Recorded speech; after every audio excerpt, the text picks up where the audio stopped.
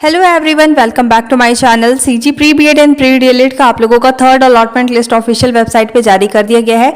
ये आप लोगों को फर्स्ट काउंसलिंग का लास्ट प्रोसेस चल रहा है। इसके बाद आप लोगों का सेकंड काउंसलिंग स्टार्ट होने वाला है। तो आप लोगों को पता होना चाहिए सेकंड काउंसलिंग में आप लोगों को क्या मिस्टेक नहीं करना है, क्योंकि इसके बाद बहुत ही कम चांसेस है कि आप लोगों का थर्ड काउंसलिंग होगा, क्योंकि ऑलमोस्ट सीट जो है आप लोगों का फर्स्ट काउंसलिंग में फुल हो चुका है और बाकी के जितने वैकेंट सीट है इसमें ज्यादा आपकी प्रोबेबिलिटी है कि आपका सेकंड काउंसलिंग में आप लोगों का ऑलमोस्ट सीट जो है वो फुल हो जाएगा। बट इसके बाद भी अगर वैकेंट सीट रहता है तो ही आपका थर्ड काउंसलिंग होगा। बट आपको सेकंड काउंसलिंग में कोई भी मिस्टेक नहीं करनी है, अदरवाइज आपको सेकंड काउंसलिंग से भी बाहर किया जा सकता है। तो क्या मिस्टेक नहीं करनी है, साथ ही आपको सेकंड काउंसलिंग में शामिल किया जाएगा या नहीं किया जाएगा, आज की वीडियो में मैं आपको डिटेल से बताने वाली हूँ। सो वीडियो को अंत तक जरूर देखिएगा।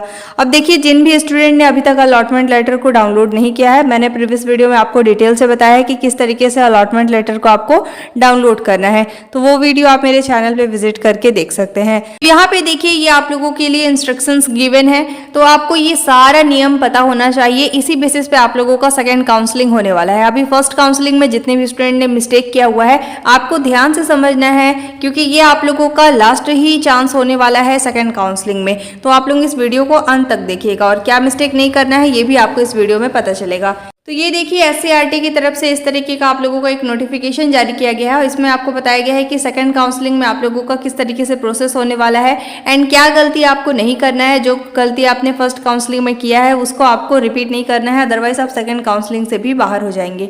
साथ ही देखिए, बहुत सारे स्टूडेंट का ये कॉमेंट आ रहा था कि सेकेंड काउंसलिंग किसको कराना है, किसको नहीं कराना है, तो ये भी मैं आगे बताने वाली हूँ। इसमें देखिए, सबसे पहले नंबर पे आप लोगों का बताया गया है काउंसलिंग के आवेदन के पश्चात सबसे पहले आवेदन का प्रिंट लेकर उसे अच्छी तरह से जांच लेवे।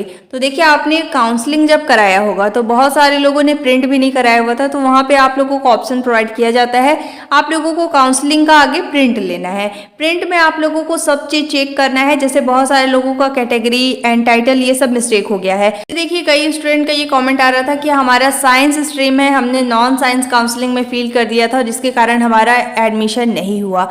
तो जैसा मैंने आपको पहले भी क्लियर किया हुआ था कि आप लोगों का साइंस एंड नॉन साइंस में 50-50 सीट जो है वो डिवाइड हो जाता है। अगर मान लीजिए आप साइंस स्ट्रीम के हैं और आपने नॉन साइंस काउंसलिंग फॉर्म में फिल किया हुआ है, तो ऐसे में आपको नॉन साइंस का ही सीट अलॉट होगा। और ऐसे में आप अगर जाएंगे डॉक्यूमेंट वेरिफिकेशन के समय, तो वहां पे ही आप लोगों का स्ट्रीम देखकर आप लोगों को रिजेक्ट कर दिया जाएगा और आपको एडमिशन नहीं दिया जाएगा। इसलिए देखिए, जितने भी स्टूडेंट का मिस्टेक हो गया है तो आप लोग सेकंड काउंसलिंग में इसको करेक्शन भी कर सकेंगे। ठीक है, अब ध्यान से समझिए, जैसे आप लोग सेकंड काउंसलिंग कराते हैं, आपका उसमें कोई भी मिस्टेक हो जाता है, तो देखिए इसीलिए आपको यहाँ पे बताया गया है कि आप लोगों को हेल्पलाइन नंबर जो है वो प्रोवाइड किया गया है, तो उसमें आप कांटेक्ट करेंगे और वहाँ पे पता कर लेंगे। अगर आपका यहाँ पे फॉर्म में कोई भी करेक्शन हो जाता है तो आपको करा लेना है। ठीक है, इसके बाद देखिए, सेकंड नंबर पे है प्रत्येक चरण में अभ्यर्थी को 2 बार ही आवंटन दिया जाएगा। यदि किसी कारणवश आपका रजिस्ट्रेशन निरस्त हो जाता है तो अगले चरण के काउंसलिंग में नया आवेदन कर सकते हैं। क्या मतलब है, जैसे देखिए आप लोगों का फर्स्ट काउंसलिंग हुआ, ठीक है, फर्स्ट काउंसलिंग में आप लोगों की 3 मेरिट लिस्ट आएंगे। अब अगर आपको मान लीजिए फर्स्ट मेरिट लिस्ट में कॉलेज अलॉट कर दिया गया, इसके बाद आपने कॉलेज को रिजेक्ट किया, इसके बाद आप लोगों को सेकंड मेरिट लिस्ट में भी कॉलेज अलॉट कर दिया गया, अगर आप इसे भी रिजेक्ट करते हैं तो आपको काउंसलिंग से बाहर कर दिया जाएगा। सिमिलर प्रोसेस, अगर मान लीजिए आपको फर्स्ट मेरिट लिस्ट में कॉलेज अलॉट नहीं हुआ, आपको सेकेंड मेरिट लिस्ट में कॉलेज अलॉट कर दिया गया, इसके बाद आपने कॉलेज को रिजेक्ट किया तो आपको थर्ड मेरिट लिस्ट में भी शामिल किया जाएगा। लेकिन अगर आप इसमें थर्ड मेरिट लिस्ट में एडमिशन नहीं लेते हैं तो आपको काउंसलिंग से बाहर कर दिया जाएगा। अब सबसे इंपॉर्टेंट थिंग, जैसे मान लीजिए फर्स्ट काउंसलिंग कराया, उसमें आपका फर्स्ट मेरिट लिस्ट में नाम नहीं आया, सेकंड मेरिट लिस्ट में भी नाम नहीं आया, थर्ड मेरिट लिस्ट में आपको कॉलेज अलॉट हो गया। अब मान लीजिए आपको उस कॉलेज में एडमिशन नहीं चाहिए तो आप कॉलेज को रिजेक्ट करते हैं, तो क्या आपको काउंसलिंग से बाहर किया जाएगा? नहीं, आपको एक बार कॉलेज को रिजेक्ट करने का ऑप्शन प्रोवाइड किया जाता है, इसलिए आप लोगों को काउंसलिंग भी नहीं कराना पड़ेगा, डायरेक्ट आपको सेकंड काउंसलिंग में शामिल कर लिया जाएगा। आपको पेमेंट भी करने की रिक्वायर्ड नहीं है। बट आपको ये ध्यान रखना है कि आप लोगों को जो नेक्स्ट कॉलेज अलॉट होगा उसमें आपको एडमिशन लेना अनिवार्य रहेगा। अगर आप कॉलेज को रिजेक्ट करते हैं तो ऐसे में आप लोगों का थर्ड काउंसलिंग होगा तो उसमें आपको न्यू काउंसलिंग कराना पड़ेगा। ठीक है। तो ये आप लोगों का काउंसलिंग प्रोसेस चलने वाला है। यही यहाँ पे बताया गया है कि आप लोगों को प्रत्येक चरण में 2 बार ही कॉलेज को आवंटित किया जाएगा, मीन्स कॉलेज अलॉट किया जाएगा। आप लोगों को फर्स्ट टाइम कॉलेज अलॉट किया गया, आपने कॉलेज को रिजेक्ट किया तो ही आपको सेकंड मेरिट लिस्ट में शामिल किया जाएगा। अगर आप एक्सेप्ट कर लेते हैं और आप लोग एडमिशन नहीं लेते हैं तो आप लोग फर्स्ट राउंड से बाहर हो जाते हैं। ठीक है। इसके साथ ही देखिए आप लोगों का यहाँ पे बताया जा रहा है, यदि आपका आवंटन होता है, मीन्स अगर आपको कॉलेज अलॉट होता है तो आपको एडमिशन दिवस के समय में आप अपना लॉगिन में जाकर व्यू अलॉटमेंट लेटर के बटन में जाकर आपको आवंटित हुई संस्था को एक्सेप्ट या फिर रिजेक्ट करना है। जैसा मैंने बताया, आपको क्या करना है, ऑफिशियल वेबसाइट में विजिट करना है और वहाँ पे आप लोगों को एक्सेप्ट या फिर रिजेक्ट का ऑप्शन जो है वो प्रोवाइड किया जाता है। अगर आपको एडमिशन चाहिए तो आपको एक्सेप्ट करना होता है। जैसे ही आप एक्सेप्ट करेंगे तो आपको व्यू अलॉटमेंट लेटर का ऑप्शन हो जाता है। इसके बाद आपको उसे डाउनलोड करना होता है, एज अ PDF आपको उसे बनाना होता है। इसके बाद आप प्रिंट करा के विथ डॉक्यूमेंट जाकर एडमिशन कराएंगे। लेकिन अगर मान लीजिए आपको उस कॉलेज में एडमिशन नहीं चाहिए तो आप लोगों को कॉलेज को रिजेक्ट करना होगा। ठीक है। तो देखिए यहाँ पे वही बताया जा रहा है कि यदि आपका आवंटन होता है, मीन्स आपको कॉलेज अलॉट होता है, तो आपको एडमिशन दिवस के समय अपने लॉगिन में आपको विजिट करना है। वहाँ पे व्यू अलॉटमेंट लेटर का ऑप्शन होता है, उस पर आपको क्लिक करना होता है। इसके बाद आपको एक्सेप्ट या फिर रिजेक्ट करना होता है। यहाँ पे देखिए बताया गया है एक्सेप्ट, जब आप आवंटित संस्था में प्रवेश लेना चाहते हैं। अगर आपको एडमिशन चाहिए तो ही आपको एक्सेप्ट करना चाहिए। जब आप आवंटित संस्था में प्रवेश नहीं लेना चाहते हैं तो आपको क्या करना है, रिजेक्ट करना है। अब सबसे इंपॉर्टेंट थिंग यहाँ पे बताया गया है कि उक्त दोनों ऑप्शन में से एक ऑप्शन आपको अवश्य चुनना होगा, तभी आपका आवेदन अगली सूची में शामिल किया जाएगा। ठीक है। तो आपको एक्सेप्ट या फिर रिजेक्ट दोनों में से एक ऑप्शन को सिलेक्ट करना है। उस बेसिस पे ही आप लोगों को नेक्स्ट मेरिट लिस्ट में शामिल किया जाएगा। एक्सेप्ट करना है तो एक्सेप्ट करके जाके महाविद्यालय में एडमिशन लीजिए। एडमिशन नहीं चाहिए तो रिजेक्ट कर दीजिए। इसके बाद आपको नेक्स्ट मेरिट लिस्ट में शामिल किया जाएगा। ठीक है। इसके बाद देखिए 4th पॉइंट आपको बताया गया है कि दोनों ऑप्शन में से कोई भी ऑप्शन का चुनाव नहीं करते हैं तो आपका आवेदन निरस्त कर दिया जाएगा। क्या मतलब है कि अगर मान लीजिए आप एक्सेप्ट भी नहीं करते हैं, रिजेक्ट भी नहीं करते हैं, तो ऐसे में आप लोगों को काउंसलिंग से बाहर कर दिया जाएगा, यही बताया जा रहा है। इसके बाद भी देखिए बहुत सारे स्टूडेंट, जैसे मान लीजिए आप एक्सेप्ट करते हैं, एक्सेप्ट कर लिए, एडमिशन नहीं लिए, तो इसके बाद जब आप वहाँ पे SCERT के ऑफिशियल वेबसाइट में विजिट करके लॉगिन करेंगे, आपका प्रोफाइल वहाँ पे लॉगिन नहीं होता है और इनवैलिड क्रेडेंशियल शो होता है, क्योंकि आपको काउंसलिंग से बाहर कर दिया गया है।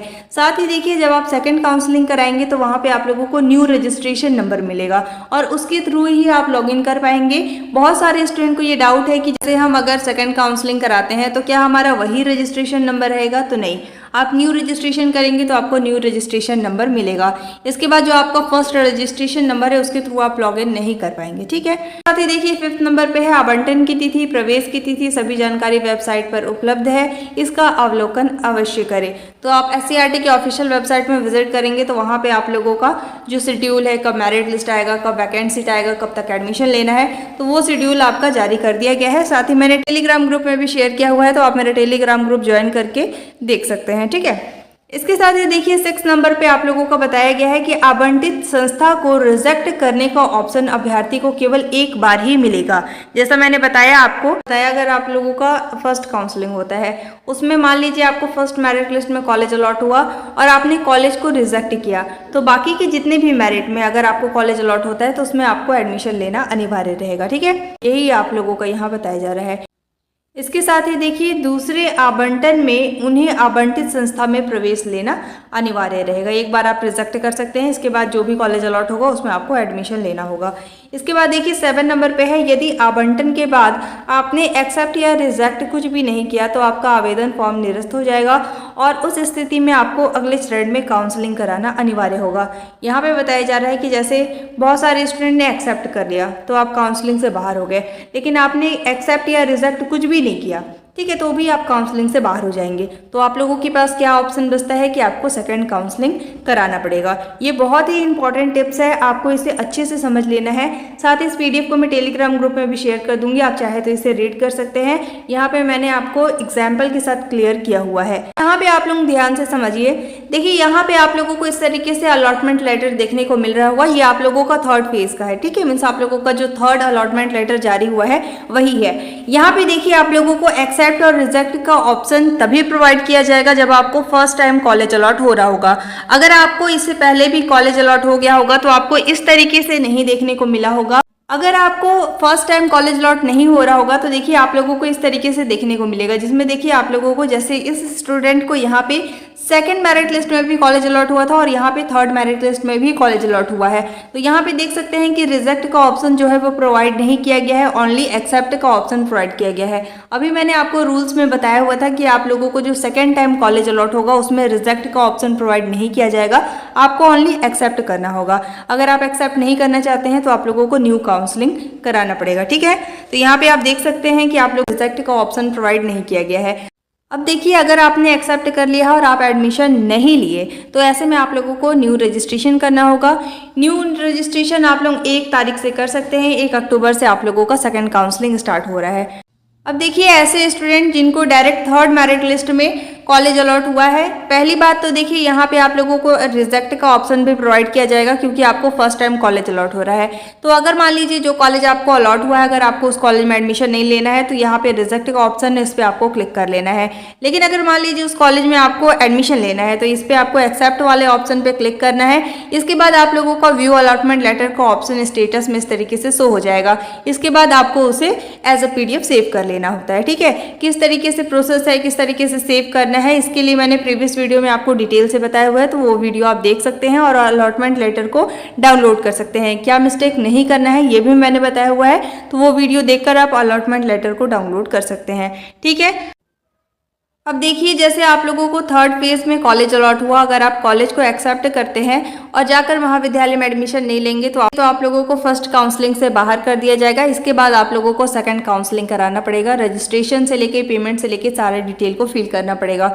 लेकिन मान लीजिए अगर आपको उस कॉलेज में एडमिशन नहीं चाहिए, आप कॉलेज को रिजेक्ट करते हैं, तो रिजेक्ट करने के बाद आपको ऑटोमेटिक सेकंड काउंसलिंग में शामिल कर लिया जाएगा। अलग से आपको पेमेंट करने की रिक्वायर्ड नहीं है, रजिस्ट्रेशन करने की रिक्वायर्ड नहीं है, कुछ भी नहीं करना है। लेकिन अगर मान लीजिए आप लोगों को अपनी कॉलेज प्रेफरेंस को चेंज करना है, जैसे आपको मान लीजिए आपने जितने भी कॉलेज को सिलेक्ट किया है, अगर मान लीजिए आपको और कॉलेज को ऐड करना है या फिर कई कॉलेज ऐसे हैं जिसमें ऑलमोस्ट सीट फुल हो गए हैं, आपको कम चांसेस लग रहा है कि वहाँ एडमिशन हो सकता है, तो आप उसे क्लोज भी कर सकते हैं, ठीक है। तो इस तरीके से अगर आप चेंजेस करते हैं तो आप लोगों को अलग से फिर से पेमेंट करना पड़ेगा, ठीक है। आई होप आपके ये सारे डाउट्स क्लियर हुए होंगे। अब आपको इससे रिलेटेड कोई भी डाउट है, आपकी कोई भी क्वेरी है तो आप कमेंट कर सकते हैं। Thank you so much for watching.